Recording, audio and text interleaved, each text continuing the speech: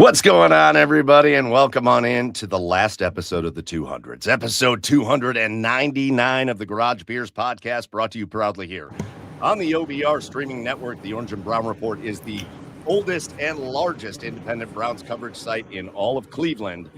So get over to the OBR.com now. You see the QR code on the screen. Scan that with your phone. Get over there, subscribe, and you can be a part of the OBR as well. And while you're doing that stuff, get over to the Garage Beers on the socials, hit follow, and make sure you're tuned in to everything Garage Beers, especially now, because next week is episode 300. And I got to tell you, I'm sorry we were like 2 minutes late getting going, but we just wrapped up an interview for next week for episode 300. And I'm just going to say Cleveland Indians legend that we just wrapped up, and you're not going to want to miss that interview. It will play live, episode 300, along with other interviews next week, so make sure you are tuned in for that. But as always, I'm your host, Michael Keefe. Follow me online at Garage Beers Mike. Joining me in the garage tonight, my co-host, first over on the east side of Cleveland, in the basement, or the boiler room, as in the boiler room brawl. Damn right. Chad Meyer at Garage Beers. Chad, what's and Joey out in Seattle at Garage Beers. Joe, what's up, guys? Yeah, man. Yeah, you're just going to see ladders start falling, and the wife's going to come in. We're going to have a hardcore wrestling match. Yeah, it's going to be for episode 299. All right, I'm going to beat the hell out of her. Yeah, Mankind's coming from around the corner. Yeah, oh, yeah. No porch today, Chad? What's that? No porch? No, it's Antarctica outside. So no, that's yeah. This is. I'm on the east side of Antarctica. That's where we're at. When I moved to Seattle, everyone's like, "Well, the weather's so horrible out there. It rains all the time." It's been like 50 and sunny all weekend out here. It's been. Oh my god! Isn't that great for you? We're so excited for you. Jesus Christ! Hey, listen, we have got a humongous episode for you tonight. A little bit later in the show, we're going to get to. We've got to spend a minute talking about the Guardians and Jose Ramirez. The guy deserves the freaking time on this show. So we're going to talk about it. Yeah. We're going to check in with. It's been a minute since he spent some time on the Cavs and the Blue Jackets, and both teams are kind of rolling a little bit right now. So we're going to talk about both of those teams. But listen, the biggest news of the day. Well, it happened in Browns world, and we're going to lead off by I always kind of look forward to the offseason because we don't have to lead off by talking about the Browns. But then we always have to lead off by talking about the damn Browns, and we're going to do that tonight. We're going to do it with a special guest, and this guy is one of my favorites, just a good dude. I know he can be a little polarizing on that radio waves. What you got to be. You got to be. And he's good at it, man. He hosts the afternoon show, the afternoon drive show on 92.3 The Fan. We're going to bring him in a minute, but Nick Wilson's joining us in just a minute. So we're so excited to come on with Nick and maybe even argue a little bit about the Browns. You know what? I was listening to the show yesterday. He had me yelling at my phone. It was great. Nice. He can't wait for that, I'll bet. Before we bring in Nick, though, lots of people already in the comments. Just look at Chris is in the comments. What's up? Who else? I'm just trying to look at. First of all, I got to give a shout out. Be like Pat Shea. If you're on Twitch, be like Pat Shea. 54 months in a row for Pat Shea. We're going on 5 years in a row almost for Pat Shea. One of our good buddies, Pat Shea. Be like him. Make sure you hit subscribe and follow. But yeah, welcome everybody. We're glad you're here. Keep things lit up in the comments as we'll keep things flashing on the screen. But let's get going here with episode 299. And let's start with our special guest. And again, you know him. He's here? Yes, he is. Of course. Oh, my God. He's punctual and on time. You know him from the afternoon show on 92.3 The Fan that he hosts with Jonathan Peterlin, and we're excited to bring him in right now. Welcome back into the garage, Nick Wilson. What's going on, Nick? Gentlemen, I have my Coors Banquet here today. Want to make sure I was representing. I think last time I was nude. There was no beer for me, and that was a real mistake. Yeah. Although with a Coors Banquet beer, I feel like there needs to be some sort of tuxedo T-shirt going on or something there. Ooh, yeah. I don't think, but you don't understand. We had News Channel 3 in today to the studio, and what does my scrub ass wear? But my Mandalorian shirt that has all this shit all over it. Well, and I had two shirt options today. I was going to wear a shirt that I just wore to a wedding. Let's go. No, okay. We didn't do that. We were like, you know what? It's 12 degrees. We want to be comfortable. Let's put this on. And then, of course, News Channel 3 shows up in my freaking studio. You know what? I think Nick. Look, oh, hey, Nick, that's what you went with today, huh? That's Yeah. Coincidentally, Peterlin got the close-up. I don't know why. Peterlin never gets the close-up. Give him his moment. All right, give him his moment. Now I know this came at the right time for you tonight, Nick. You could use a beer and just to stop getting screamed at by some callers, instead by us. Nick, you kicked things off with our Garage Beers of the Week. Let us go around real quick and talk about ours, and then we'll dive into all the news of the day. But Joe, what's the beer of the day out there in Seattle? Oh, in Seattle, we got Stoop Brewing going to the lake, Caroline. From Poltergeist? Oh, I love that. okay. Okay. Can art. I don't know what it is. It's Yeah, it's IPA. It's a beer. it's in the beer category, like somewhere in the beer. Great. It's delicious. All right, we got a beer. Joe's got a beer. Got a beer. Chad, what's happening in the boiler room over there? Oh man, I went and got myself some Stumbleberry, guys. The I Imperial love Blueberry it. Ale from Fatheads. There. Oh, Yeah, that's I needed to restock the fridge, and this was the first thing I saw. I said, boop, yep, 12 pack. Here we are, and I'm going to need a couple of them for tonight. I don't think they sell it anymore, but do you guys remember Magic Hat number 9, which was a very berry beer? Oh my God. I've not seen that in stores in like 6 or 7 years. That was my shit for about a decade.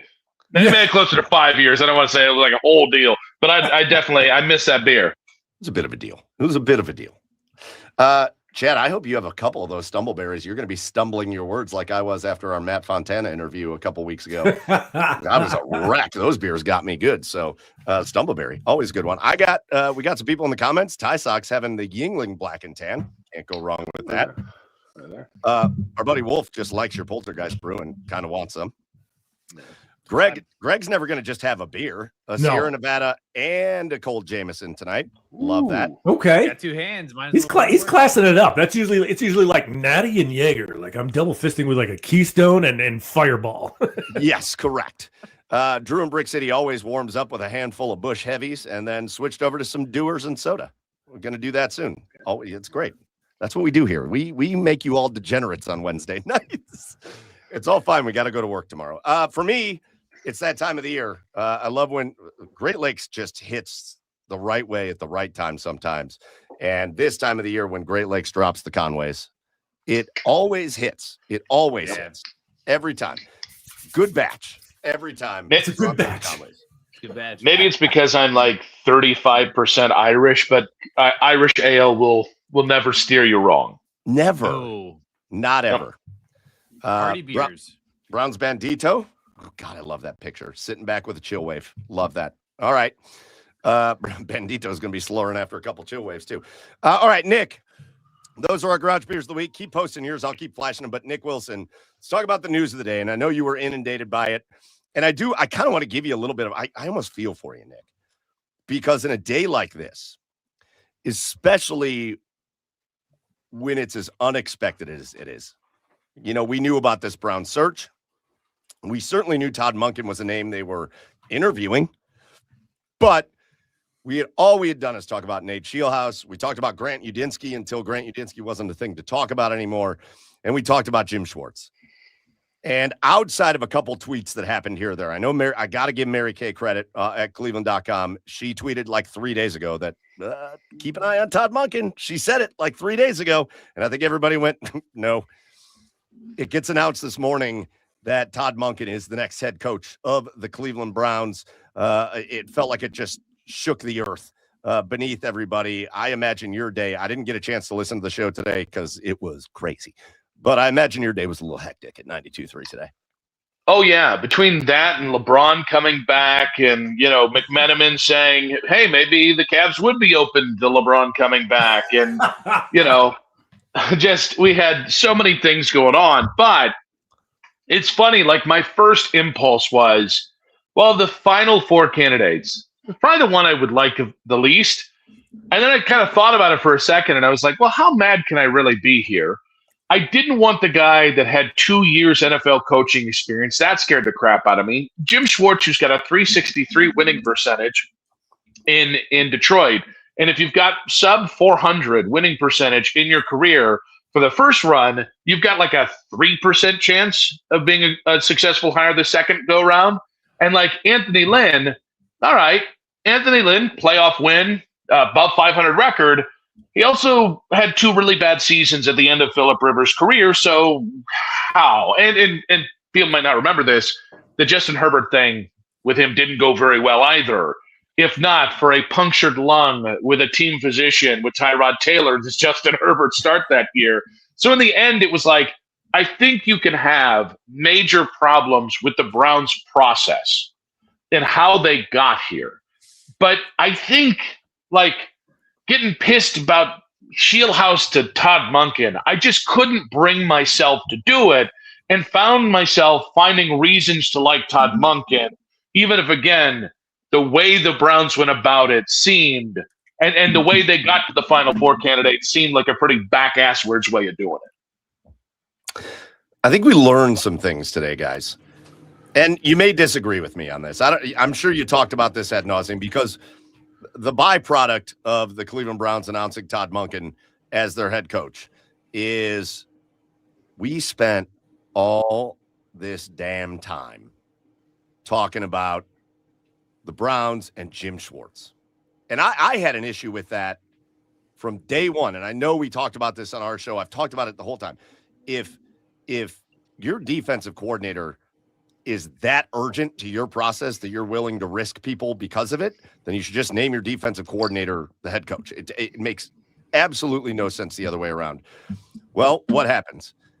They hire Todd Monken, and it comes out just moments later that Jim Schwartz kind of tantrums his way out of the building, which Jim Schwartz has always been a reactionary dude. So it's not really surprising to me that he did not respond in the best way. But in my opinion, guys, and you guys all chime in on this, but in my opinion, I think what it showed was maybe we over-talked about the Jim Schwartz thing. I'm not saying that the Browns maybe didn't go to candidates and say, well, we would prefer if we could keep Jim Schwartz in-house.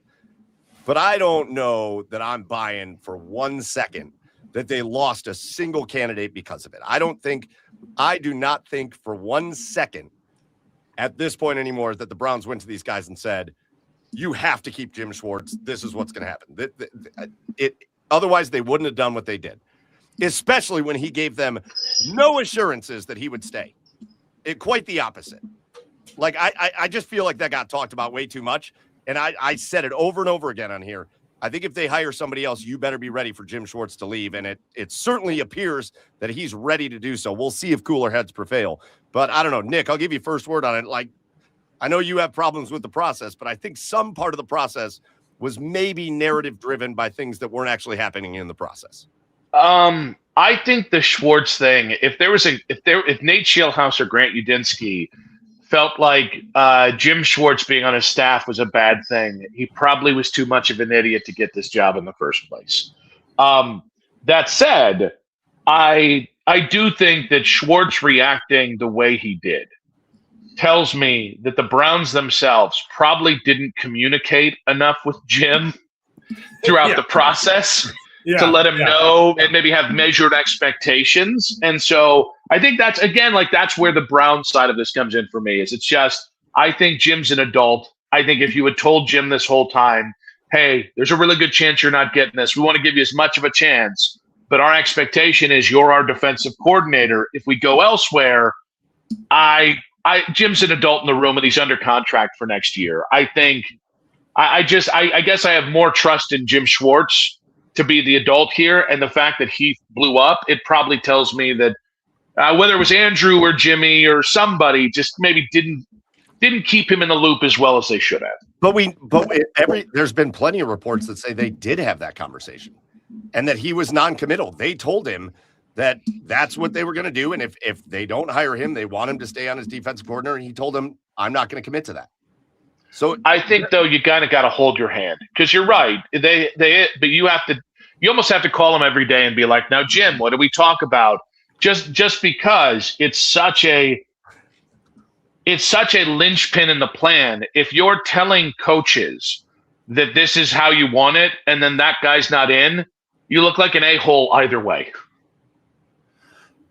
Yeah, something definitely was amiss here, like with a miscommunication of some sort, because even if the Browns didn't communicate this to Jim Schwartz as much as they should have, there's no way that he could have missed everything out there saying that this was a big sticking point, that he was going to be the head coach or they want him to stick around as defensive coordinator. So I like the part I can't get over is the tantrum side of things, because the tantrum side of things, at least to me, tells me that either something was promised or he had it in his mind already that if he wasn't going to be hired, he was out.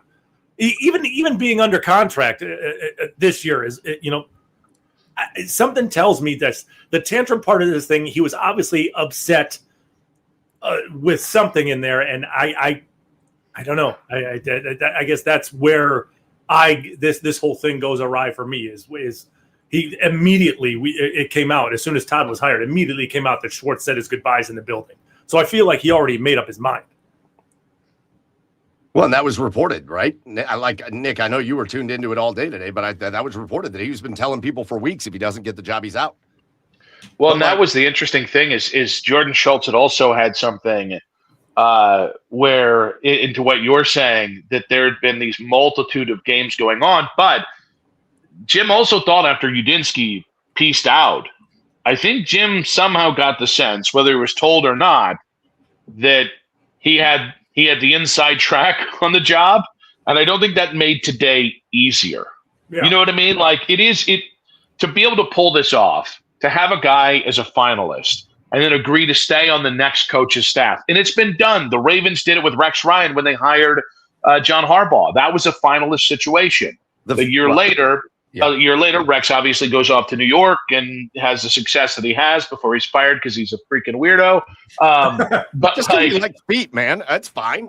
I think it's more he walked in there with the simple Jack haircut for 5 years in New York and just nobody called him on it.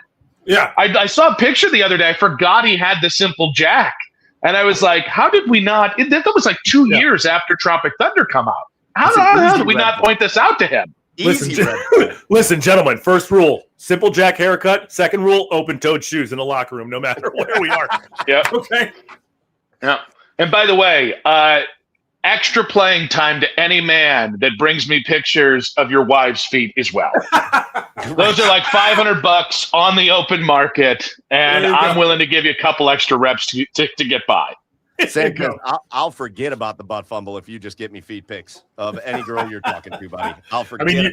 I mean, you did go to USC, so there's got to be some good feet around there. So I think that's right now the concern. I think now that everything's kind of settled down, and I really think a lot of the main concern was just that shock of, oh my gosh, it's Todd Monken. He was talked about as the dark horse guy, but oh my gosh, he's the guy. I think now that that's calmed down, I think the main concern at this point is, okay, well, what if Jim Schwartz really is out? And again, I think Schwartz has made a career being a reactionary figure. He's been that way his whole career. That was a thing about him when he was the head coach of Detroit. It's been that way all the way since. So do I think cooler heads can prevail and Todd Monken can talk to Jim Schwartz and Andrew Berry can talk to him? And maybe I don't think Jim Schwartz is definitively gone from here. I don't. Regardless of today. Having said that, we've talked all the way through this process, Nick, about is the Browns' job attractive? Does anybody want the job? We're getting reports that people are pulling out of the Browns job, which drove me nuts. We had a report that Jesse Minter pulled out of the Browns job because he was taking the Baltimore job, but for some reason that was the Browns' fault. And so we get this whole thing, but now we take it down to a side of the football. And there's a chance, pretty good chance, that the Browns are going to be looking for somebody to lead that defensive side of the football. It feels like a much more attractive proposition on that side of things, doesn't it? Oh, 100%. Yeah. Now, the question is, do you go for somebody with a wide-eyed principle? Do you promote Ephraim Banda, who got some run in other spots as a DC? I will tell you, because they've got – and it's funny because when you say four-man front, everybody just kind of assumes every four-man front is the same. The casual fans do. It's like the wide nine is such a specialized, kind of deal. This is not the same thing as just going from one four-man front D coordinator to another. And that matters because part of why keeping Jim is so important, and I want to hear what you guys say on this, part of what makes it so important is you've got a lot of guys who are really baked into this defense, who fit, who are wide nine specific personnel. And if you have a different guy that runs a different front, or maybe it's less of an attacking front, all of a sudden now your defense could take a step back in order to take a step forward in the future. That is what scares me in the intermediate, because guys, I promise this is not Browns homerism. It's not my Coors Banquet talking. They are a good offensive line and a number one wide receiver away from being a competent, and I say competent, offense. Yeah. I think you can find a competent quarterback anywhere at any point. It's getting that guy to repeat it over 2 years. It seems to be the problem. But it's not hard to find competent play, even if they really like Deshaun, Shador, and Dylan Gabriel. To me, it's about can you boost that O-line and wide receiver? Because if you do, honestly, it's not hard to get to 7 and 8 or 7 and 10, 8 and 9, 9 and 8 from here. As early as next year, they can take a jump in competitiveness, and I think Todd Monken is going to need that. Because he's going to have a lot of people, if he's 5 and 12 again next year, saying, "Why the hell we hired this guy?" Well, and you've already got people who are screaming for Kevin Stefanski to get fired that are questioning that decision at this point. But just to go to that wide nine thing, here's where I think you or people that are worried about it should have a little bit of kind of take solace in this. Myles Garrett is only going in a wide nine. That's his favorite place to be. He is not. You're not going to start telling him he's got to scoot in. He can't attack from those wide angles from the outside, and he can't move up and down the line and all that. I think whoever comes in to coach is going to have to understand what they've built, and it's specific. So I think they're going to have to be good on the interview front to know. My buddy Fred Greetham brought this up earlier. It's all the way down, not even just from the front and the attacking front of the defense, but look at the move they made. Look at the trade they made when they sent Greg Newsome out to bring in Campbell. It's because they run a man defense, and Campbell's better at man and Newsome's better at zone, even though that comes into question after what he did in Jacksonville. But this is part of what makes me think cooler heads can prevail in the Jim Schwartz situation. This defense is built for him. And unless some other, I don't know who else is going to come out and say, well, come here and it'll be better. And maybe he's just mad enough to do it. But I feel like when cooler heads prevail, he's going to look and go, I might not have got that job, but that defense is built for me. And I can go have another great defensive year. And maybe the offense gets it together and the Browns are competent. And then maybe I can give the head coaching run another chance. Like, I agree that it's a concern, but I do think player-wise, you're pretty pigeonholed into running it the way the players like to run it. You're going to have to do that if you're the defensive coordinator for the Browns. Okay. I mean, I obviously don't know enough names out there that would fit into this scheme, but doesn't it, say Schwartz does leave, doesn't it make it easy to find the names of guys that really get into that scheme, really like that scheme? Like, to me, this offseason for the Browns, Nick, you mentioned offensive line and number one wide receiver. This is the most clear-cut, like, offseason plan that I think the Browns have had going into an offseason, right? And so this would just add to it because, if you go in and you have to find a new defensive coordinator, what scheme that these guys are successful in. So doesn't it at least, and not to say that like the names are going to go, that all the names that run that scheme are going to say, jump at the chance and say, yeah. I don't know. It seems like a clear cut plan to me. So if Schwartz does go, like, I don't know, I guess I'm just not worried about whoever the next guy is that they bring in here, because it's kind of written in black and white for you as to what you need to do with these guys. I think the only concern is if the Schwartz leaving open up a discontent Miles again. And I know, I know he got a new contract, and I know that there's cap ramifications here, but I do think, and again, if it's me, I go to the Browns, and if I'm the Browns, I go to Miles and say, recruit your boy for us, like help Monken reel Schwartz back in. But I do think there's danger in a discontent Miles, just because I don't think those rumors at the trade deadline about teams offering 3 first rounders, I don't think that was out there by accident. Whether that was Miles people putting it out there or the Browns people, like, I don't know if I don't know enough about the intricacies of that relationship. I think someone from the Browns or Miles camp wanted that stuff out there as a file it away for another moment as soon as March. So I think that would be one interesting thing here, although I'm not calling for that. I'm just saying that could be something to watch. Yeah, well, listen, that you never know. You never know when. Did I just give everybody anxiety? I'm so sorry if I did. No, you just never know when the next thing's going to come. There should be no anxiety with Myles Garrett, though, because they can't trade him. It's fine. They do you'll have to trade everybody else if you trade Myles Garrett. So that can't happen. I do love what you said, though. Honestly, I think my preferred thing here, if Jim Schwartz, I don't care whether they communicated with him every day. At one point they told him, if you don't get this job, we want you to be the DC. And if he's gonna take his blankie and walk out the front door, storming out of there because he didn't get the job, I'm not that mad about it. But I'm all in. Go ahead and just give me Ephraim Banda. Make sure Tarver is still on this staff, because he's worked wonders as a linebackers coach, and build a staff around there. And I think it kind of almost does. I think it almost kind of solves two things that people are concerned about, Nick. I think one, it's you just hired a 60-year-old head coach. He's not going to be around that long. I don't mean alive. I hope he's alive for plenty of time. But it sounded like you were trying to unalive him. Yeah, he's gonna die. We were all thinking it.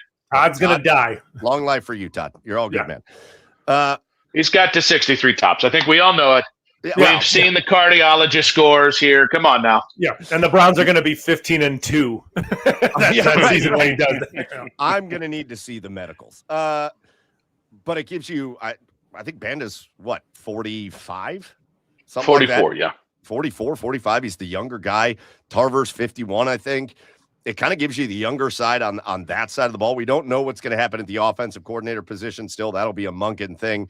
But it also gives you the continuity of, okay, well, these guys know how this system works, and they're ready to roll in it. That, to me, I don't know that I think this is that hard of a situation. If Schwartz is going to storm off, I think your answers. We were talking about being concerned about losing Banda to another team that's looking for defensive coordinators, things like that. Well, all right, cool. Stay here, be our DC.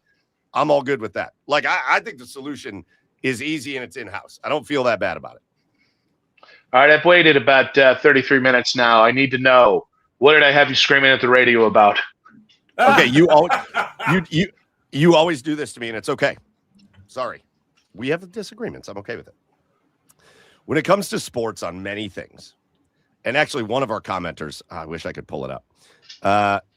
This right here. This is a little bit of a Nick Wilson comment. I don't know how you give this organization the benefit of the doubt after being the laughingstock of the league for the last 26 years. It's not me, by the way. I know that's not you. But you hit me with it on a TikTok video on the benefit of the doubt.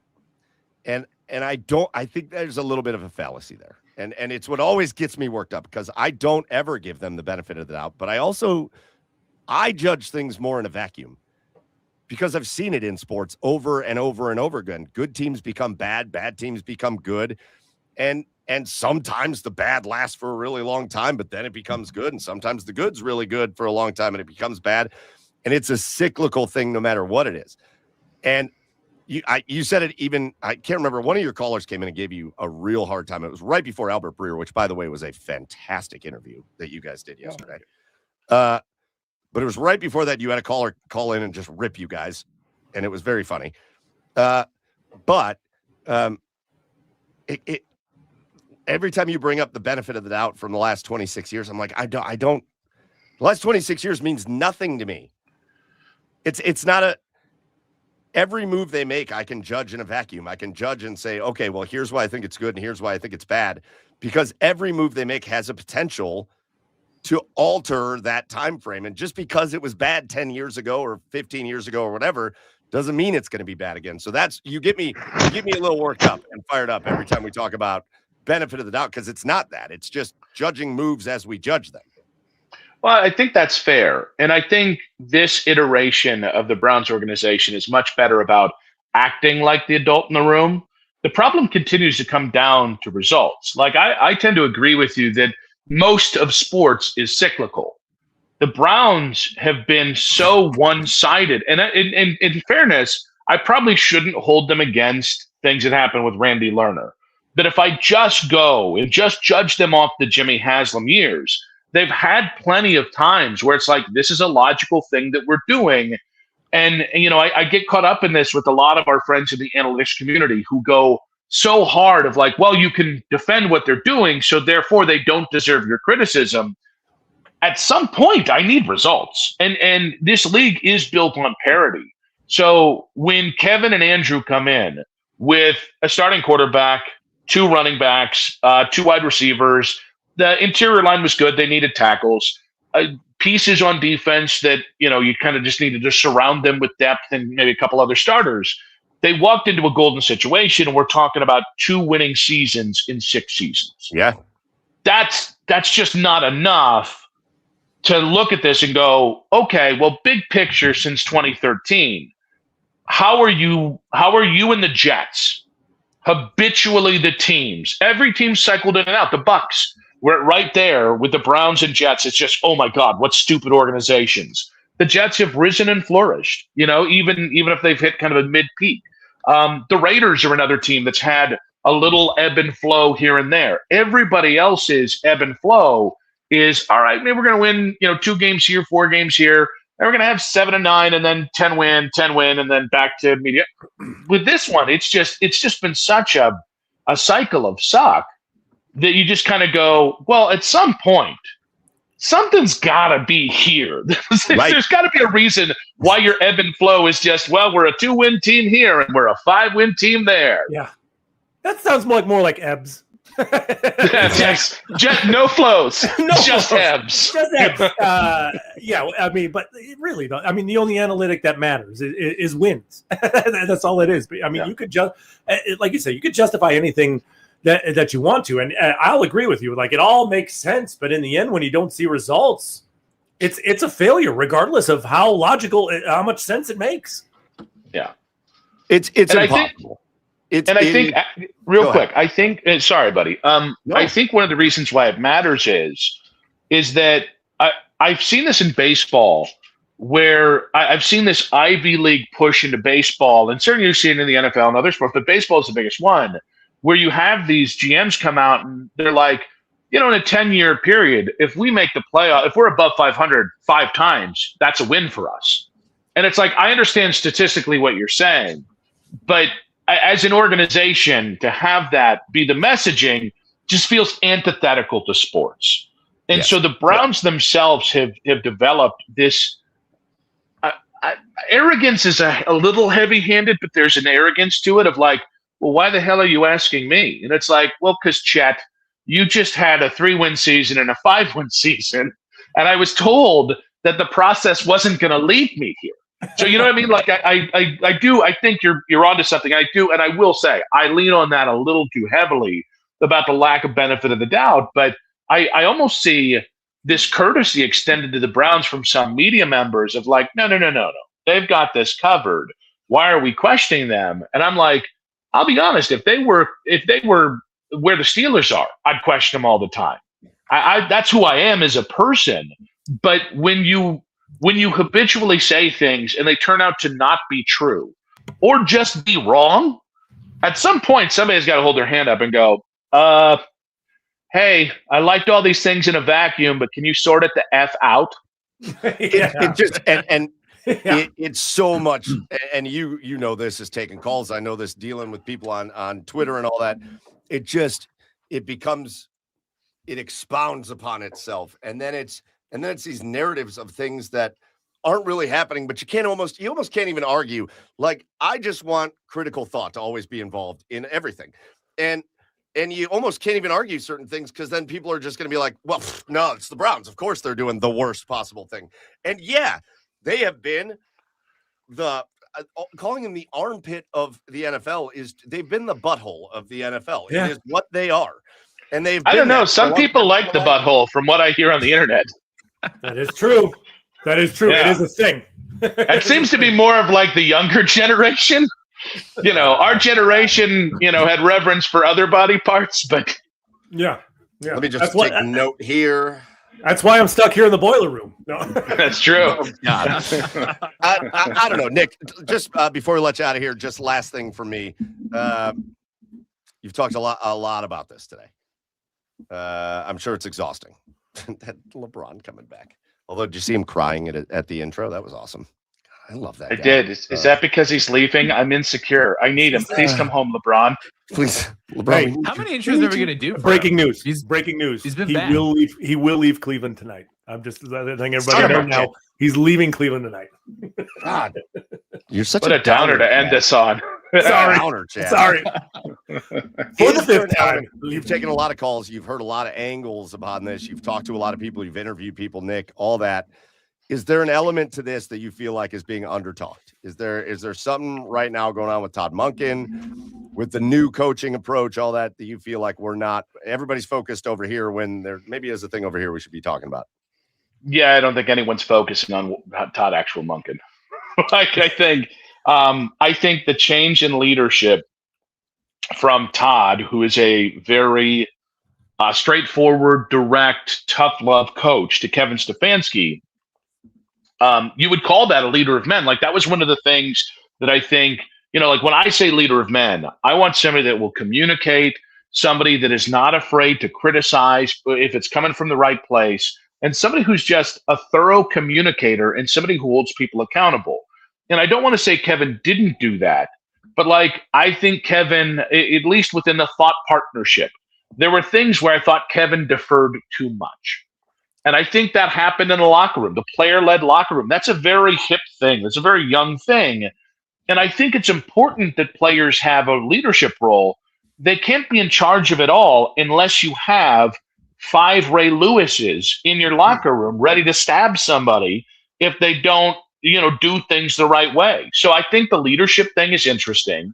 And just in general, I think you're going to see this hire amongst Browns fans age well over the next week, because I think a lot of us looked at this and go, well, if Jimmy and Andrew aren't aligned, or if this is a compromise candidate, or if this is this, or if this is whatever, or if we lose Schwartz, there's a lot of noise around this hire that I think is going to subside.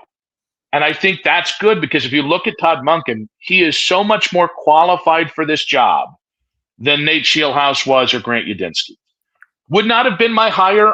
There were other guys I liked. I actually did like Mike McDaniel a lot, and he kind of paced out.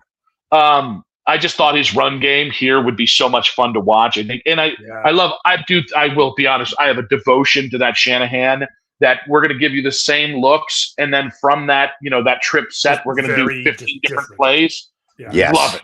That's just football porn to me, and then they marry it with awesome blocking concepts. All that being said, I think once fans hear Todd Monken, I think they're going to hear more of what they've been missing the last 6 years with Kevin. It's going to be interesting to see how that locker room takes it, because they have not had a lot of what Todd has done across the board. A little bit with Jim Schwartz. So I think this is good. I think football players like to be coached.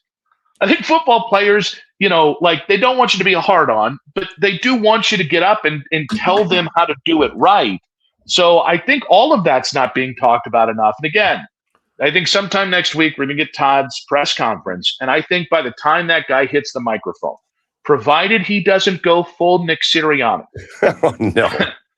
provided that, I think you're going to see a lot of Browns fans come around to this hire. Because here's the thing. Wouldn't have been my hire. I'm incredibly open-minded. because the Browns are not that far away. And people saying that they're that far away, I think it's just the negative bullshit you were talking about. And it does drive me crazy when, my brethren just goes to, well, it's the Browns. It's like they got a great defense. They need a couple pieces, all of which they can get this offseason. I really think one offseason from now, if you do this offseason right, the people are going to be thinking about Monken completely different. So I think that's a long, rambling answer, and I hope I answered your fucking question. I think I have one little last thing to say about that, but here's the thing, Nick. Like, I know it feels like we've been close forever, right? But to me, and I think that's why a lot of people are just so frustrated, right? Like, it feels like we've been so close in years past, but it always seems like no matter what situation the Browns find themselves in, the talented rosters, the 0-16 teams, like it never seems to culminate in anything. So it kind of feels like it's never going to. It's been 26 years of it. It kind of feels like it's never going to. So I don't. Can you blame Browns fans for that? No. And listen, I also think we're living in an era of social media has gotten to the nth degree of nastiness, and it has siphoned a lot of the empathy and love that we have. And then so much of guys, I wanted them to win those last two games this year. For sure. It's not that Fernando Mendoza wouldn't have been fun to watch here. He's a total goofball, but he would have been fun to watch. It would have been exciting to have. But there's this zero-sum, cynical aspect to sports that it's ripped the emotion and fan. It's no longer hip to be a fan, right?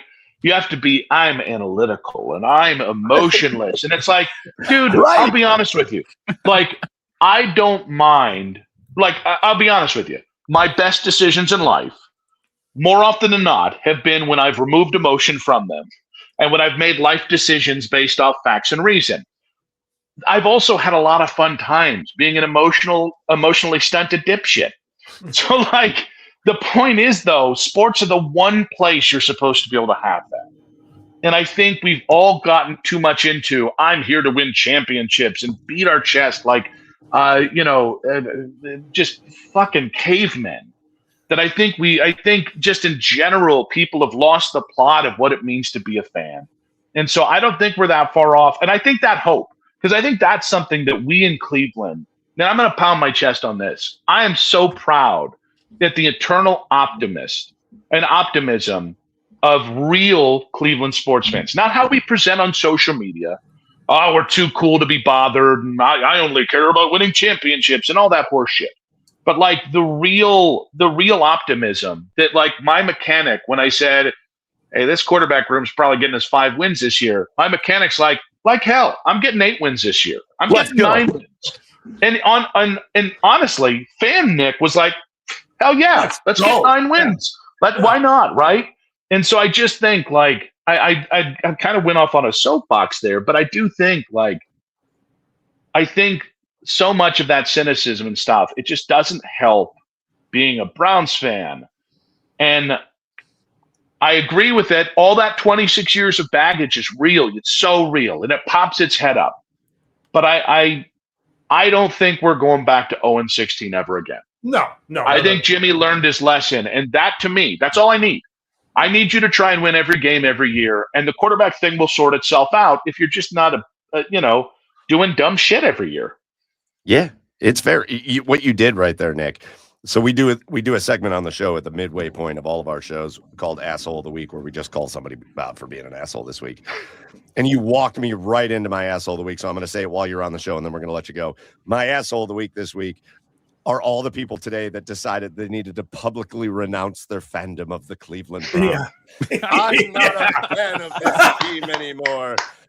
I'm like, you're an adult man. Nobody gives a shit. Plus, we'll see you week 1. We know we're going to see you week 1.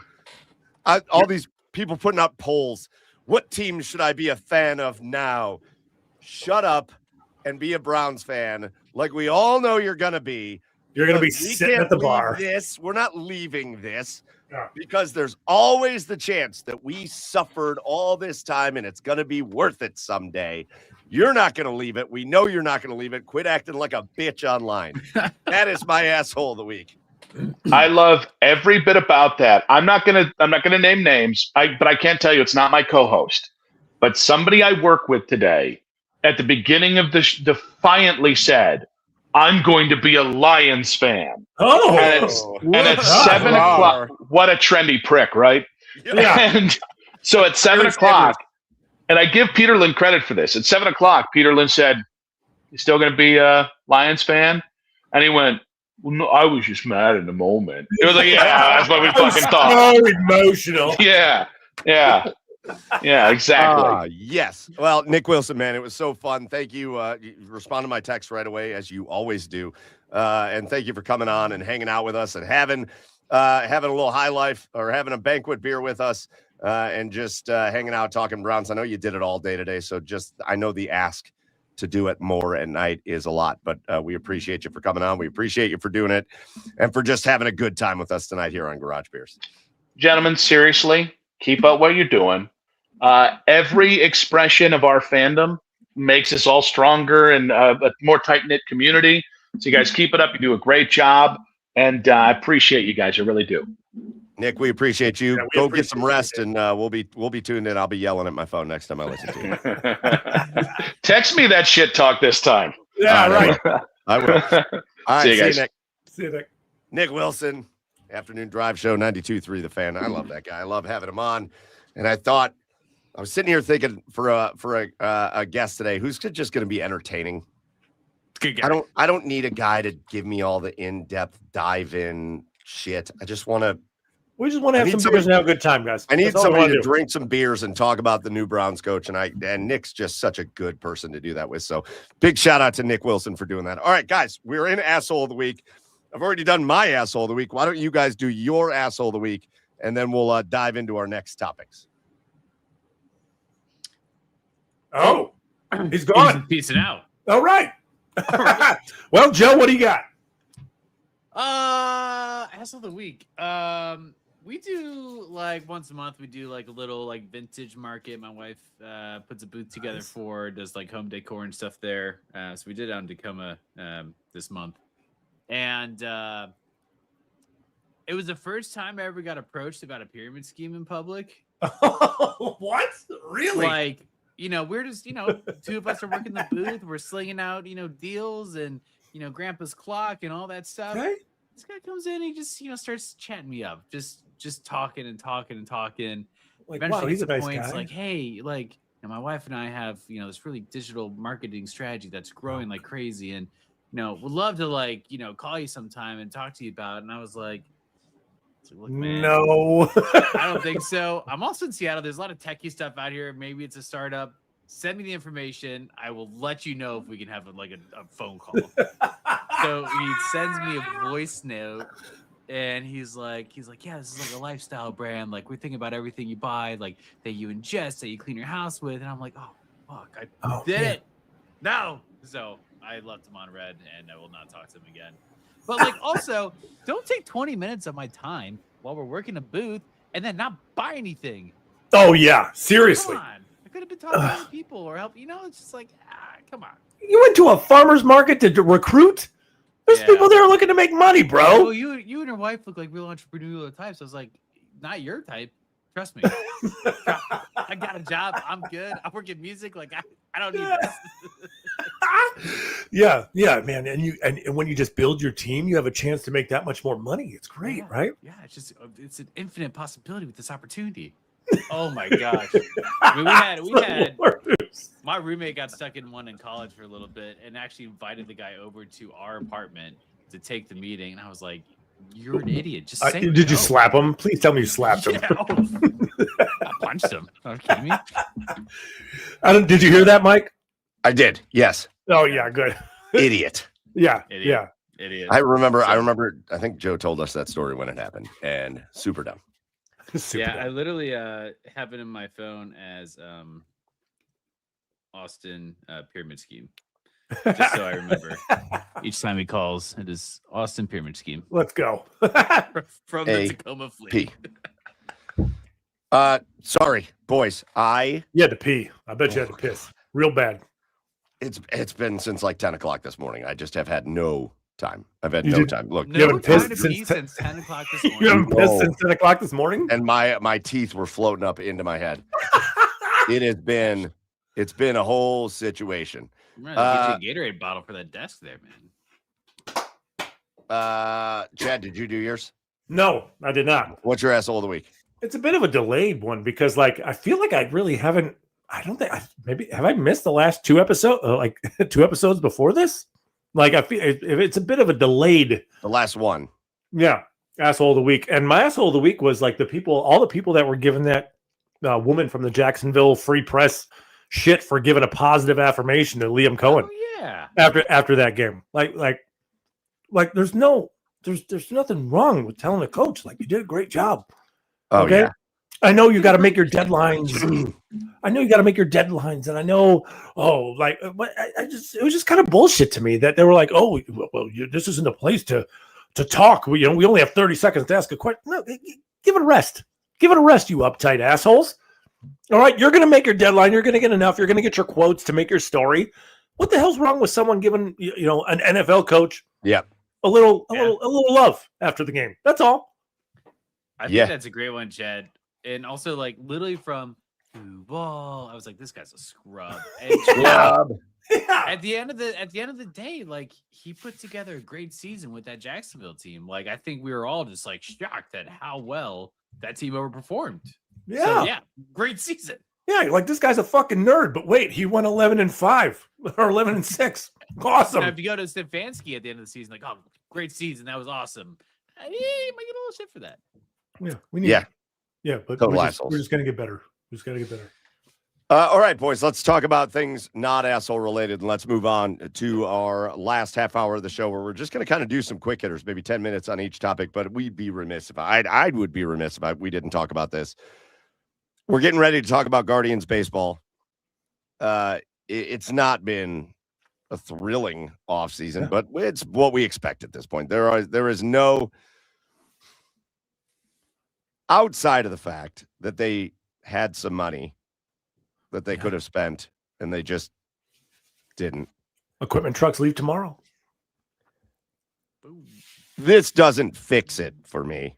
No, absolutely not. However, we'd be remiss if we didn't talk about Jose Ramirez and another extension that keeps Jose Ramirez in Cleveland until 2032, I believe. It's unfair to even call it a team-friendly deal. It's just a guy that likes playing baseball and he doesn't want to move, basically, is the situation that's going on here. It's a perfect marriage. Jose hates money and the Guardians hate spending it. I've said it forever. I am under no impression. I don't think professional athletes need to be loyal to anything. I think it's a made-up thing because we're emotional as fans.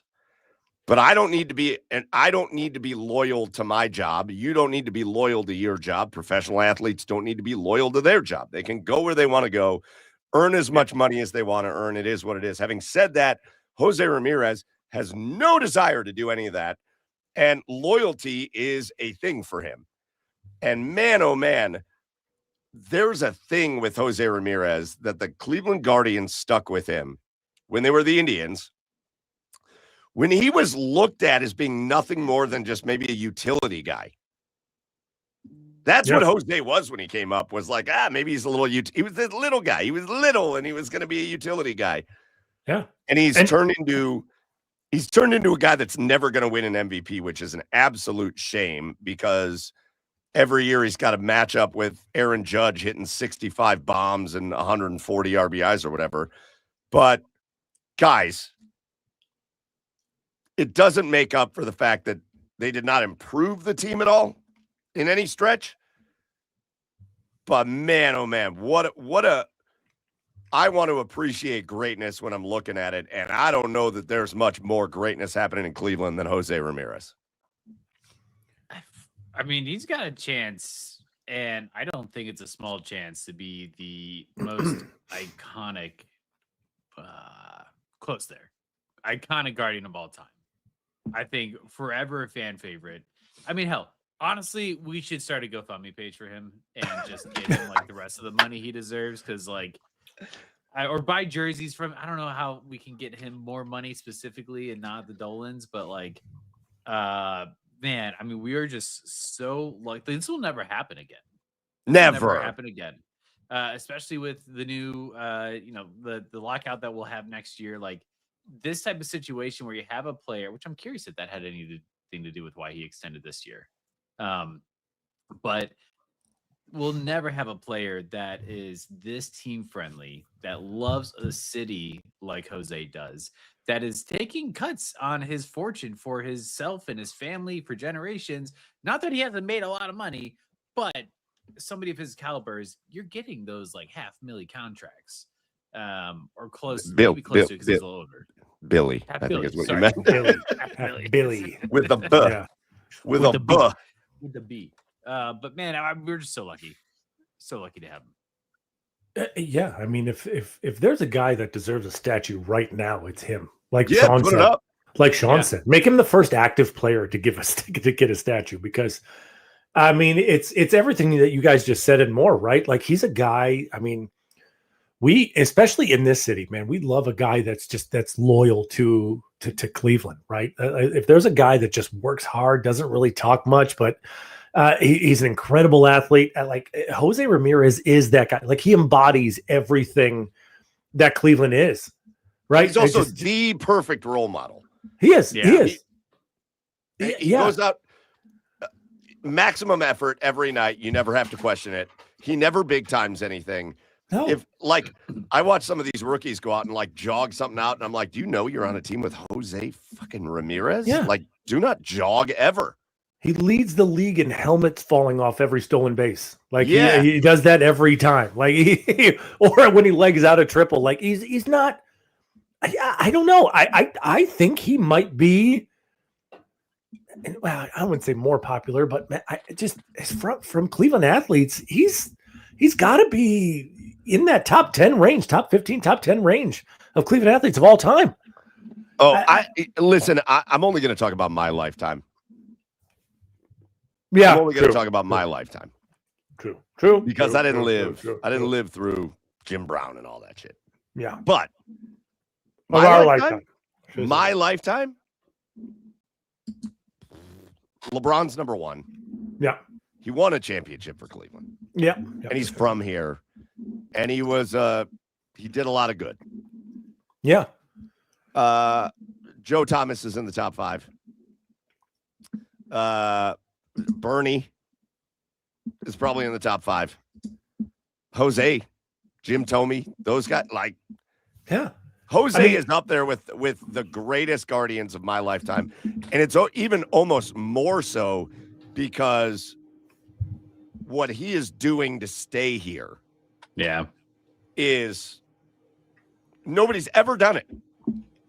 Nobody's ever done what he's doing to stay here. And let me tell you something right now, from a front office standpoint, you better hope that one of these years, everything, the stars align and you catch that lightning in a bottle and it turns into a World Series. Because right now, I like, despite all of the division titles, and Mike, you yell about this all the time, despite all the division titles, if one of these years that you have Jose doesn't turn into a World Series, you're going to be known as the front office that wasted a future Hall of Famer's career. You are, because this bullshit. I mean, I'm sure we're going to get into this anyway, because this bullshit of you not even trying to put talent around him and relying on the young guys to development. You better hope that this turns into one World Series, because it's going to be, the Guardians won all those division titles all those years, but they didn't do anything to help Jose out. And he deserves it. He deserves a World Series. He deserves the world and more. So while I'm glad he's here, and I'm so happy that he's here, I'm over the moon that he's here. I love him forever. From a team standpoint, they better hope one of these years turns into a championship. Yeah, you ain't wrong. Listen, and it just goes to this year, and I have no hope for that, Chad. It's why I cannot wait for the lockout. Yeah, it's the first time I've ever said it in my whole life. First time I've ever said it in my whole life. I cannot wait for the lockout. Yeah, because never has a salary cap been more in demand. Oh my God. And I actually have confidence that they're going to do it. Yeah. I think Eventually.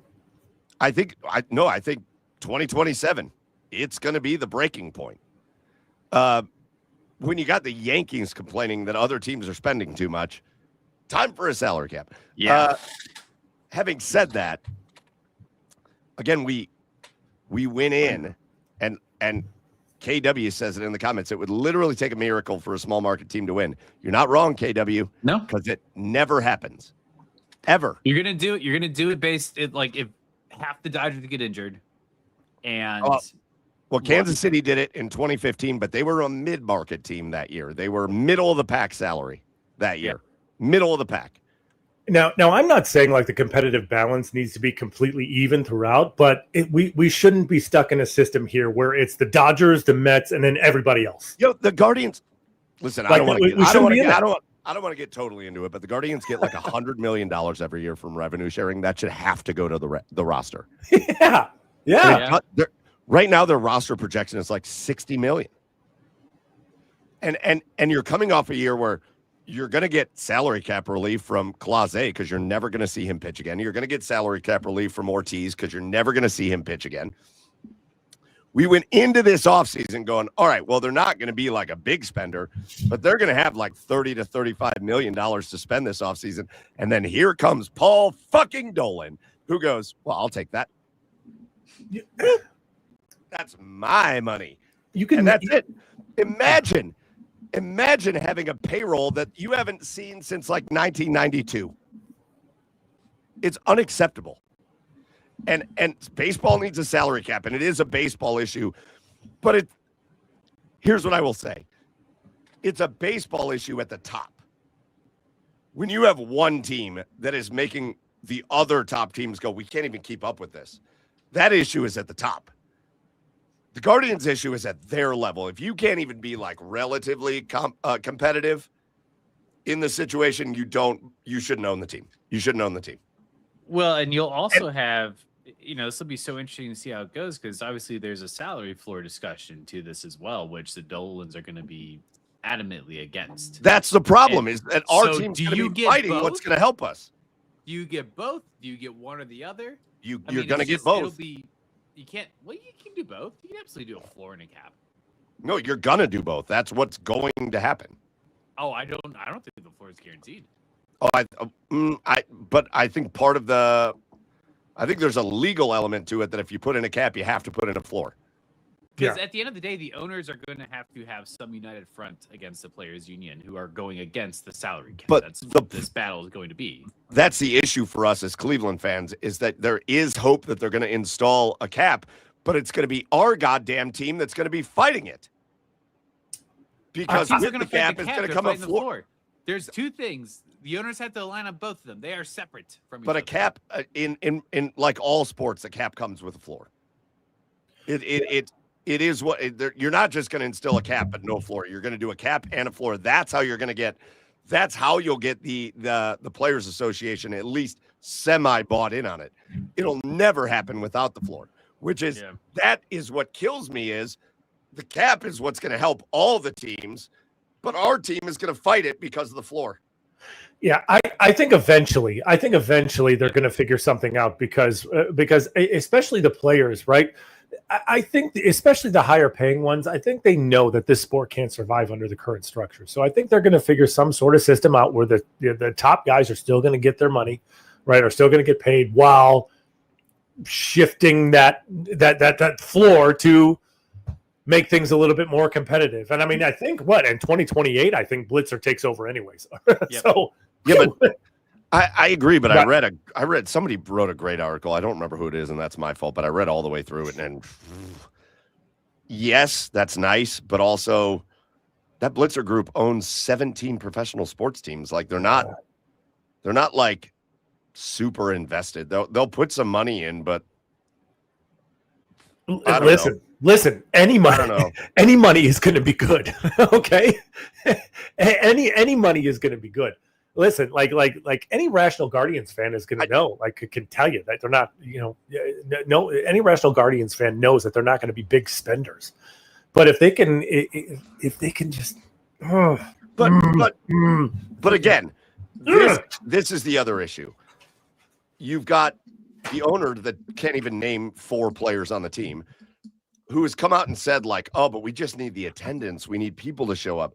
Well, they were setting attendance records last year. Like, they had a ton of people show up to games last year, and you're still not going to spend. And you're still not. You're going to take salary cuts this year. Stephen Kwan has to go into arbitration. Is that really what we're doing right now? Is you can't extend Stephen Kwan? And I know they do these extensions with Jose Ramirez, which, by the way, they have deferred money, so his annual value has gone down. They're saving money on this extension. Yeah. They are saving money, and they're not going to put it anywhere else. They are just cutting and cutting and cutting and cutting and cutting. And we're supposed to act like it's okay. When we won the division last year, when we won a playoff series the year before,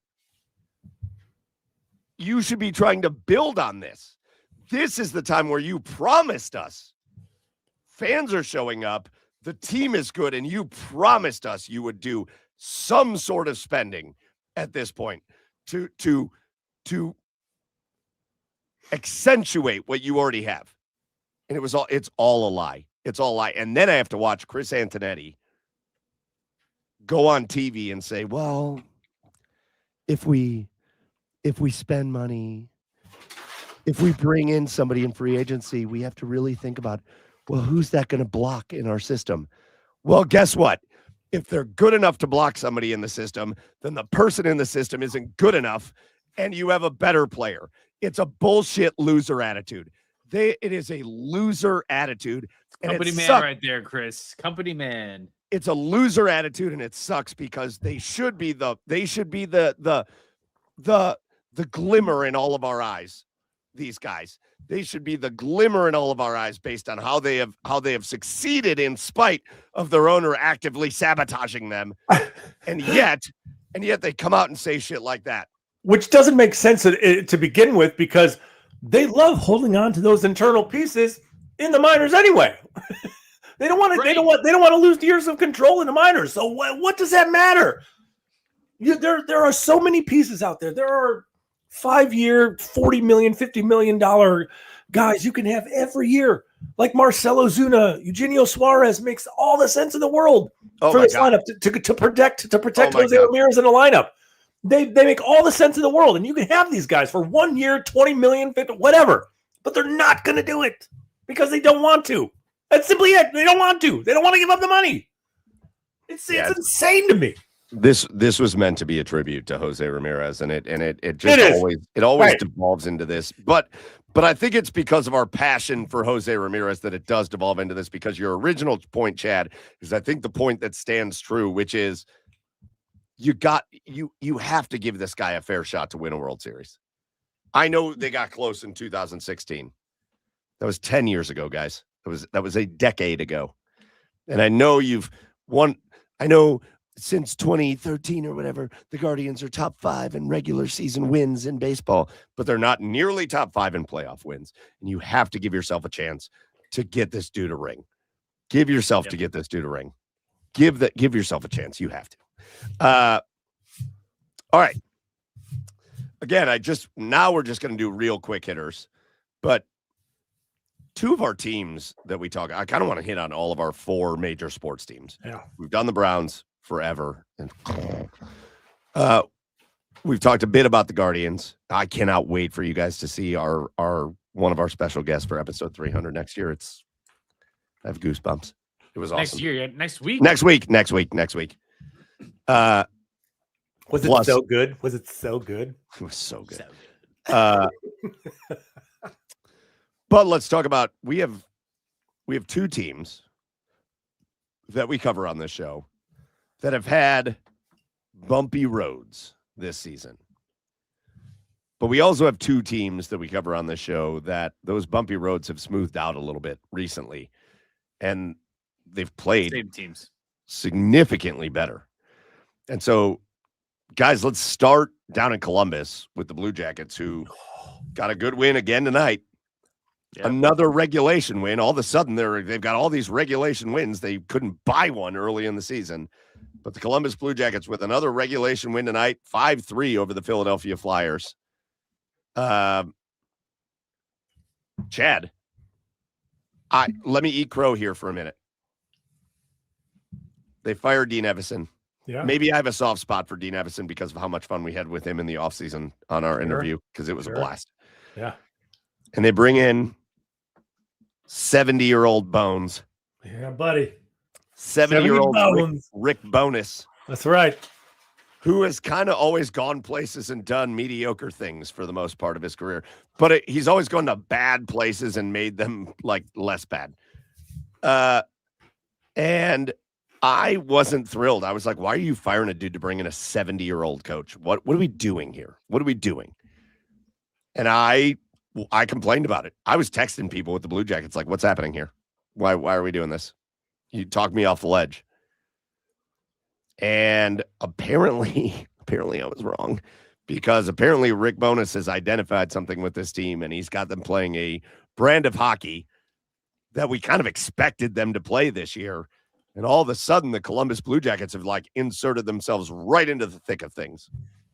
Can't wait to talk to Bones about this. Hopefully we're getting him over the Olympic break. Shh. Sorry.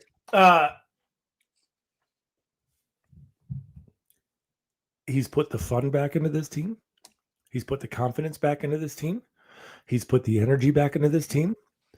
This team has always been so talented. This team is too talented to be this bad. He's rejuvenated Elvis, right? He's known for Elvis talked about it. That interview that Elvis did after the game. Hey, what's different, Elvis? The coach. Yeah. Whoa. Yeah. With new, I mean, you saw, the two goals that Elvis gave up tonight to make it a tie game weren't soft goals, right? If Philadelphia earned those goals tonight. So it wasn't a typical Elvis meltdown, but like the pushback, the fight back in this team. I keep beating this dead horse every time in these recaps, but I just cannot get over the immediate turnaround this team has had ever since Bones has taken over. I haven't seen so many set plays as I have in these last few games. That Monahan goal to retake the lead, right? Just a couple of minutes later was awesome. Yes. Okay. It was awesome. Even though like the Flyers goalie Vladar, I think his name is, made a couple of great saves to prevent them from retaking the lead. That Monahan goal was awesome. And then, it is the pushback. I've never seen him so. I haven't seen since the Torts era. I haven't seen him so disciplined on defense either. This team has made a complete 180. I wish they weren't going on an Olympic break, because I wish they were going to keep playing. There's benefits to that, though. There is, because everybody. The only person that's going is Zach. You're right, Joey. Yeah. So they're going to work. How much the team stays together, but like you have a little more time to instill Bones's ideology and his plays and his style over that month. I think that's a huge benefit, actually. Yeah, this team has done a complete 180, and I cannot wait for the season to resume. I'm going to enjoy Olympic hockey. I'm going to enjoy the hell out of Olympic hockey, but I can't wait for this season to resume. It just seems you hit on it, and it seems like this has been the thing. And you chat underscore username old school fundamentals. Yeah. There is some of that, and there's a toughness to them, and there's a lot of those other things, but you said it, Chad, and the word for me, I think, is fun. Yeah. I did not see Rick Bowness coming in and just telling the guys to have fun. I think the game was it Marchman had the hat trick the other night, right? Yep. And they gave him the hat, the hat after the game, and that was his thing. Was like he they all give a speech when they get the hat. And his speech in the locker room was, boys, we lost the fun. Let's just have fun. And he's like the new guy in the locker room, but like, just go out there and have fun and keep it up and play hard and just like act like we're having a good time. And like, how you let that slip away from a team, especially a young team. And you see under Bowness, you see all of a sudden you see these guys who I was ready to be done with Ken Johnson. Now I'm like, well, all right, Ken. Okay, buddy, you can stay for a while. Like, all of a sudden you just see these guys like they're enjoying the game of hockey again. And I wonder if hockey isn't the ultimate sport where you just need to be enjoying it to be good at it, because I feel like once they found the joy in hockey again, this Columbus Blue Jackets team, which was at the bottom of the Eastern Conference, is now just like right outside of the playoffs, right? And with a whole part of the season to go. And they've been doing it against really good teams. Sometimes it just takes a simple thing, right? And what by that I mean, you see Bones encouraging guys on the bench and giving them pats on the back. That's like you haven't seen the last 4 coaches do that, right? It's sometimes something as simple as that to give a guy like, okay, like I want to go run through a wall for this guy, and that's what this team is doing for Bones, and it's a completely different brand of hockey, completely. On the other side of things, while we're doing our quick hitters, let's talk about another team that has had a bumpy start to their season, that has underperformed the way the Columbus Blue Jackets have, but probably more so. But that is all of a sudden a team that has won, I believe, 13 of their last 17 games, and a team that all of a sudden is playing much more like the team that we thought they would be, and that's the Cleveland Cavaliers, who tonight welcomed LeBron James back into Cleveland with the Los Angeles Lakers and played a really tight first half, and then just dominated the Lakers in the second half. 129-99. They get a 30-point victory over LeBron James and the Lakers, and the Cleveland Cavaliers are all of a sudden playing like the team we thought they would be, but they're doing it in a way that I don't know we thought they would do it like. First of all, I think the most snake-bitten team in the NBA this year. Evan Mobley out again. Darius Garland, another fucking injured toe. I've never seen a guy in his face, man. I've never seen. Yeah, well, God, if one more person, top and bottom are not good. If one, oh, we don't mean that sexually. No. Yes, we do. Yes, we do. All right. I don't. Darius, the big toe on his other foot. What? Yeah. And Max Strus was supposed to be back in January, and then he gets pushed back 4 weeks, and Sam Merrill's out for a while, and it just is when one person comes back, another person goes out, and the Cavaliers have been playing tight. And to me, the thing that's been the most frustrating about the Cavaliers is defensively, they've been terrible. Terrible. And I don't know what clicked. I don't know what happened. But all of a sudden, they figured out the defensive side of the ball, especially recently. Again, the Lakers tonight, they hold them under 100, 99 points. I'm telling you, I've never seen a team play such bad defense as what the Cavs have played this year. They are helping for no reason. They are just coming off their guy to come off their guy, leaving dudes. Everybody's like, why is everybody shooting so well against the Cavs? It's because they're always wide open. Literally, they're always wide open. It's because for some reason, I don't mean to call out Donovan Mitchell. He is unbelievably great. But for some reason, Donovan Mitchell decided to come off his guy to double team the other team's point guard near the half court line.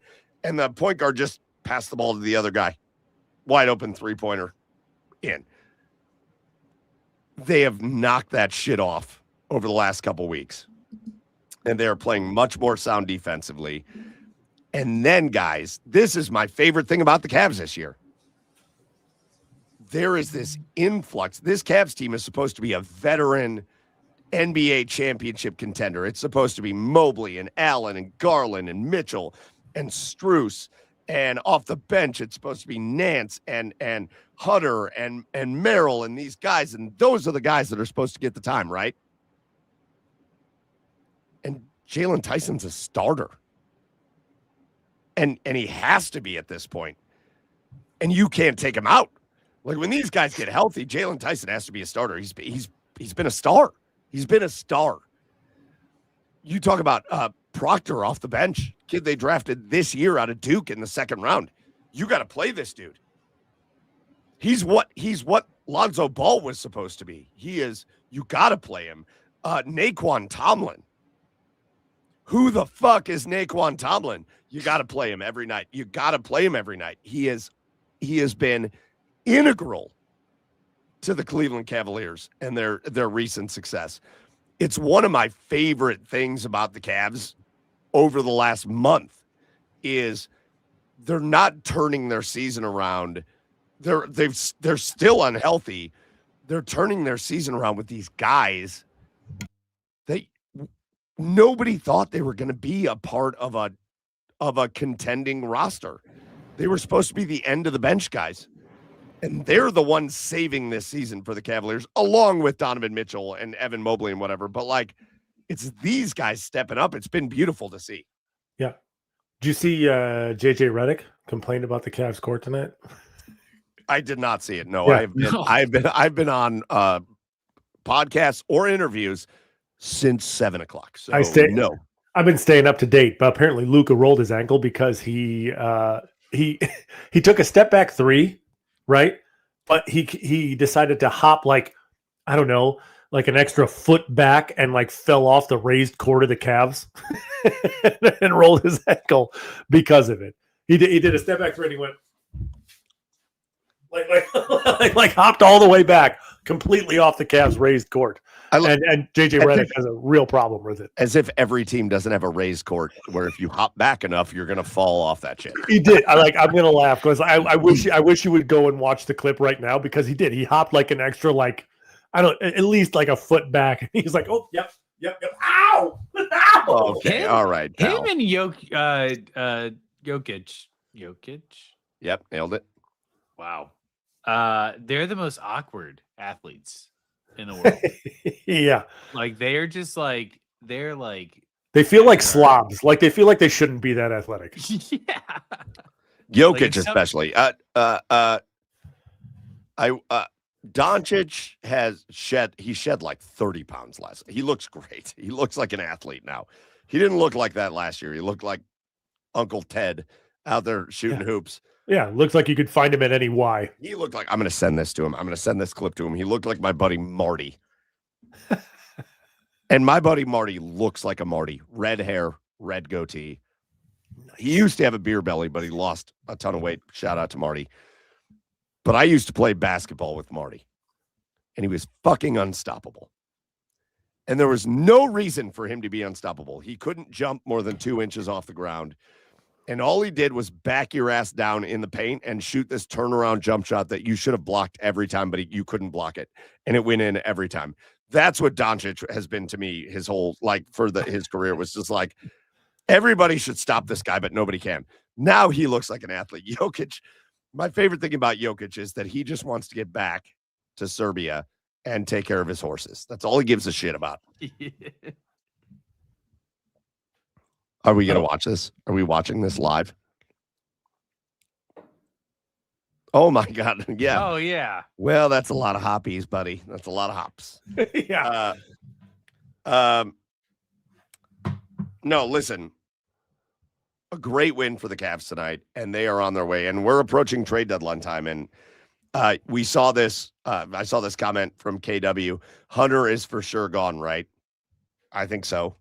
With Jalen Tyson playing the way he's playing.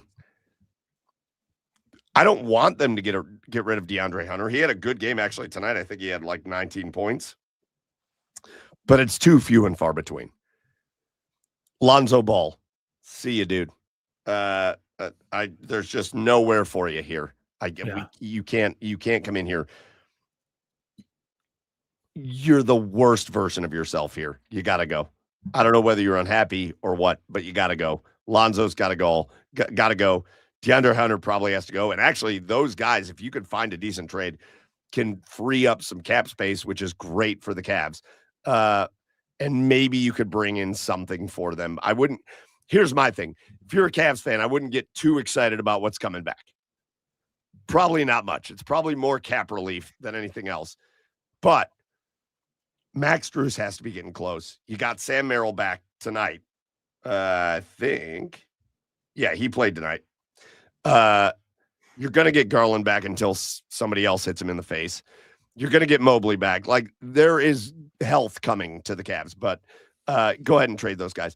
Having said that, the other news was LeBron James today back to Cleveland, cries during his video. Why? Why are we doing? Sorry, not that he cries. Cool emotions, but like, why are we doing another video for him? Is it just every time he comes to town? We do a Yeah, I video? think so. I think so. Plays to the fans. That's it. I think It's, so, it's probably. pandering to the fans. Probably. Yeah. Oh, hold on. Chris, thank you for noticing. Is my pocket in the shape of Ohio? Yes, it is. Oh. Yes, it is. Fashion statement. Starting a trend. Yes, it is. Adorable. Well, I really trade secrets. Trade secrets.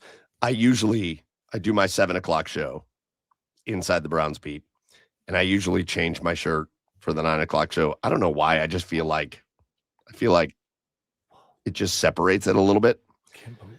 Well, tonight I brought 3 shirts down. This was my shirt for our interview for episode 300. And then I was going to change it into my Garage Beer shirt, but we didn't have time. Our guest for episode 300, one of our guests for episode 300 was so much fun that we went all the way to 9:00 and I didn't have time to go change it. So it's you breaking the fourth wall.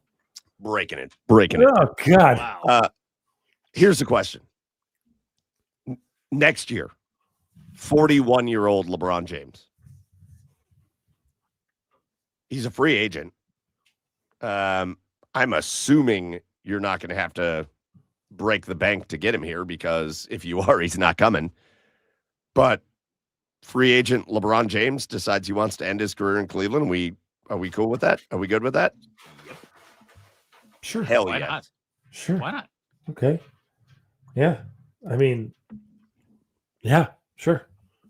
Hell yes. I mean, I don't know. I don't know if it one of the greatest players of all time wants to finish his career at home in Cleveland. Yeah. Okay. All right. Well, okay, Joe, what'd you say? I don't know if he's gonna really like add much. Can we talk about the greatness of LeBron James for a minute? No.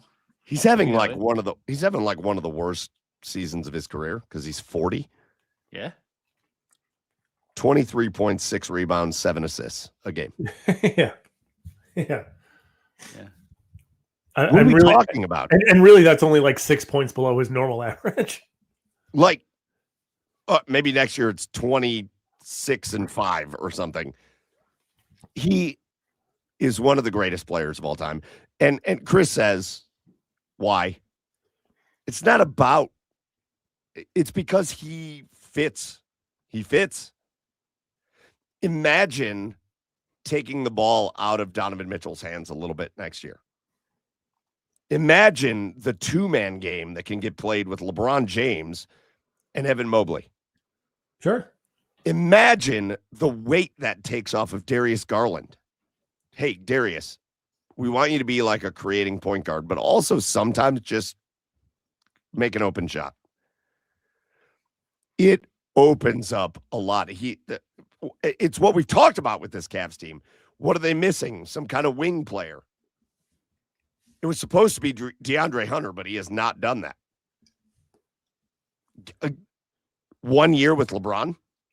Yeah. 1 year, LeBron, Evan Mobley, Darius Garland, Donovan Mitchell, Jared Allen. Yeah. Twist my rubber arm. Sure. I'm taking it all. I'm in. Now, having said that, I love it. Does Bronny have to come too? Sure, bring him. I don't give a shit. We've already got Nepo Nance on the team. I mean, I love Larry Nance Jr. So don't like, does he have to come to the games? Like to sit in the seats? Like, sure. Yeah. He can come play. I don't give a shit. He can play 5 minutes a game. I don't give a shit. 17,000 seats you could choose. Yeah, for sure. I'm watching Lonzo Ball getting 15 minutes a game this year. Like, go ahead, Ronnie, get out there for a few minutes. Ronnie can have Dan's seats. Dan's hashtag Dan seats. I love that. LeBron's got to finish his career in Cleveland. I think he has to. I mean, he doesn't have to, but it'd be cool. It'd be cool if he did. I think he has to. I think you don't see it in the NBA the way you see it in other sports, where like in the NFL, a guy will sign like a 1-day contract. Yeah, finish his career with the team, whatever. In the NBA, you got to like play a season. He's got to play that season. Yeah, farewell tour. You need a farewell tour. Yeah, he's got to. Sure. Yeah, our bench next year. LeBron, Kyle Korver, Tristan Thompson. Fuck yeah. Ira Newell. Delonte West. Oh, no. Hey, he's getting sober. Gloria James. He's getting sober. Real good on you, dude. Okay. I agree. I mean, if you're having this retirement tour, you better bring back everybody. Okay, where's Jeff McInnes at? Huh? Eric Snow. Eric Snow. Let's go. No booby. Yeah. Ooh, yeah. Larry Hughes. Nah, you're not invited. Yeah, you'll forget it. You got 7 more teardrop tattoos to get. Sasha Pavlovich. Wait, no, you're not invited either because you wouldn't let me sit on the couch that I was already on at a tiki bar one time. Yeah, you piece of shit. He was such a dick. Oh. Drew Gooden, but only if he only has hair right here on the back of his head. That's it. You have to grow it back. And if not, you have to tape a patch of hair on. It could be your ball hair. I don't care. Maybe we even bring some guys in from before LeBron. Like, sure. What's Chris Gatling doing? I don't know. God Shamgod's got to be around here somewhere. What's Clarence Weatherspoon doing? Nothing. Sitting at home. What's one of my all-time favorite Cavaliers that is just going to be the under-the-radar guy for the rest of his life? What's Lamont Murray doing? Ooh, nice. Can we do this one night? One night on the show. Can we just?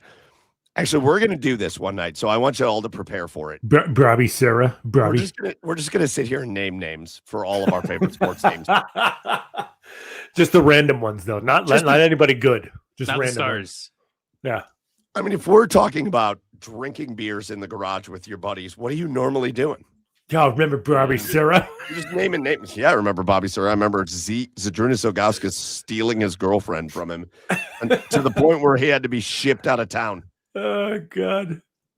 Yep. Sorry, Brab. Where's Chris Mills at? Oh, Chris Mills. Trajan Langdon. Dude, I was so sure Trajan Langdon was going to be a star. He's a general manager now. Yeah, he's a GM of New Orleans, I think. Yeah. Where's Luke Jackson at? Save it for the show, boys. Come on. Yeah, it's fine. Trajan Langdon from Alaska or Duke, or crazy, right? Alaska. Yeah, crazy. It's like the only NBA player ever from Alaska. Oh, Ricky Davis. Ricky Davis was the most polite person that you wouldn't assume is polite I've ever met in my whole life. Wrong way, Ricky. Ricky Davis, I saw him at California Pizza Kitchen once. Ooh, yeah. Good spot. And somebody had to literally take the door away from him because he was holding the door open for like a line of people to get in. And somebody was like, you can go in and like sit down and eat lunch with your people. Yeah. He's like, no, he was just standing there holding the door. Just a polite dude. You would think Ricky Davis was kind of like, he would kind of like be the superstar kind of guy. Nah. Yeah. No, Ricky was a good dude. We got to get Ricky Davis on the show. All right, boys, are there any other major topics we missed tonight? Hey, oh yeah, no, that's it. No, right. I was going to save my cheers, but well, let's do our cheers of the week. And Chad, you're so eager. Why don't you lead us off? I actually have 2 cheers. First is going to be the Miami Redhawks. Keep it going, boys. Like the college best. Like I don't follow college basketball regular season at all, but this is such a great story. It's given me something to follow with college basketball. Stay undefeated. Go into the tournament. Be like that. Be that team in the tournament of Miami Redhawks. So that's my first cheers of the week. Second cheers goes to your boy here, Chad. My tweet earlier about if you're being outraged by Todd Monken, save it. Just made it on 19 Action News. I've been featured on 19 Action News. Hey, I got the screenshot from a family member, and I was like, okay, here we go. All right. You are a celebrity. Whee! Joe, cheer of the week.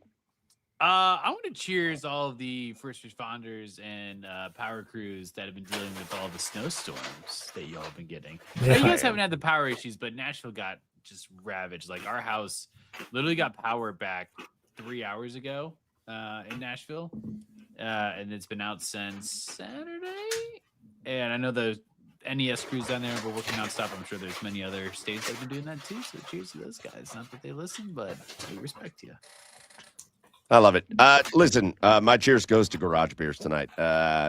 299 episodes in. We are wrapping it now. We are getting into the 300s. We started this show April 1st of 2020. So we are going on 6 years.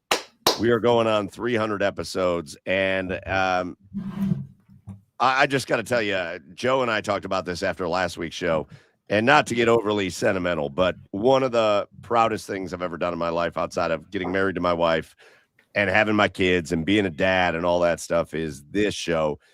We started this show in a time where sports shut down.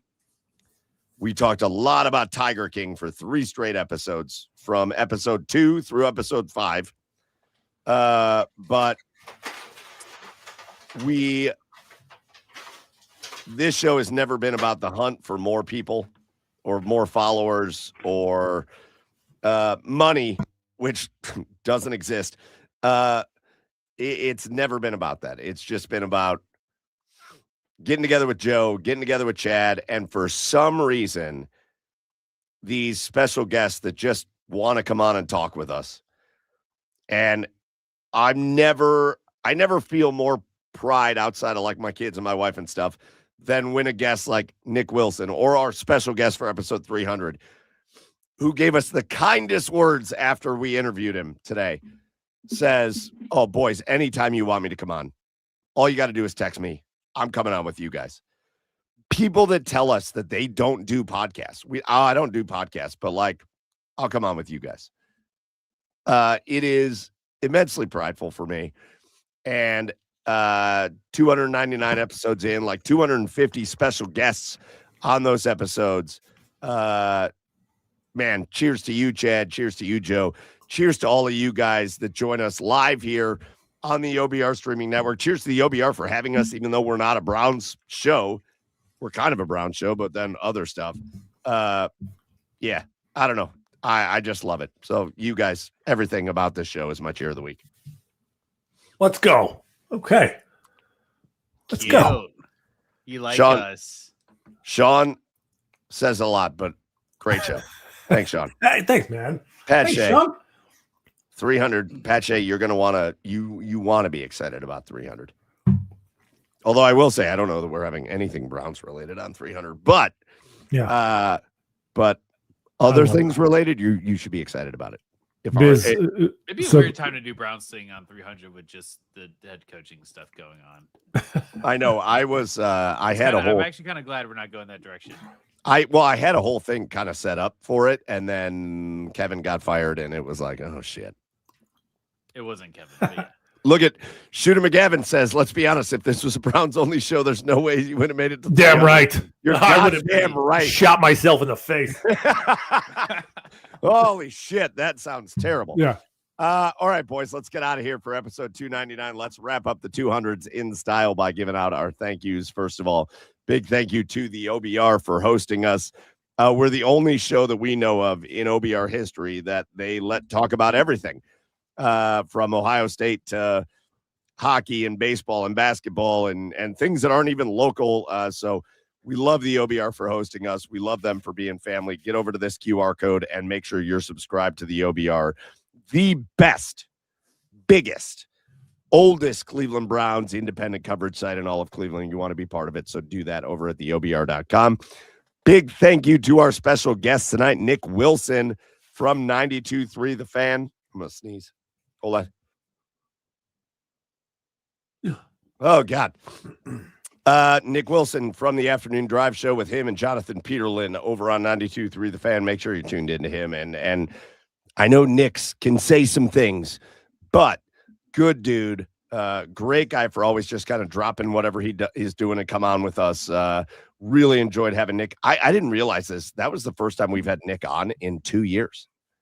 2 years. I was gonna say it's been a while since we. Holy shit! Oh my God! I'm almost ashamed of it, but I love talking. He's such a homie. Like he's such a good hang.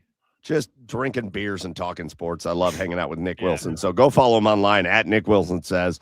Big shout out to Nick Wilson though, and to go along with my cheers of the week, all of you guys. Big thank you to everybody that joined us live here tonight. The comments were great as always. You guys always keep me laughing. So shout out to you that joined us live. And if you can't join us live, remember, you can always catch us on demand on YouTube, Twitch, or you can just listen to us on the go wherever you get your podcasts, Apple, Spotify, or wherever. But we appreciate you for supporting us. Next week, episode 300 of the Garage Beers podcast. You are not going to want to miss it. We have got big, humongous things coming up. We're going to have multiple guests coming at you. Again, if you remember episode 100, it was Austin Carr, it was Joe Thomas, it was Rick Nash. If you remember episode 200, it was Kenny Lofton and Eric Metcalf, and it was Archie Griffin.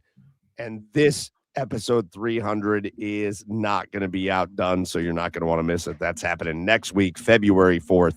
And so make sure you are tuned in, because all week long we'll give you teasers and we'll announce our special guests. So make sure you're tuned in for that. All right, that's going to do it for us. For Joey out in Seattle at Garage Beers Joe. For Chad on the east side of Cleveland at Garage Beers Chad, I'm Michael Keefe at Garage Beers. Mike, go follow the show at The Garage Beers on all the socials. And until next week for episode 300, thanks for joining us. We'll see you next week, and cheers, everybody. Cheers.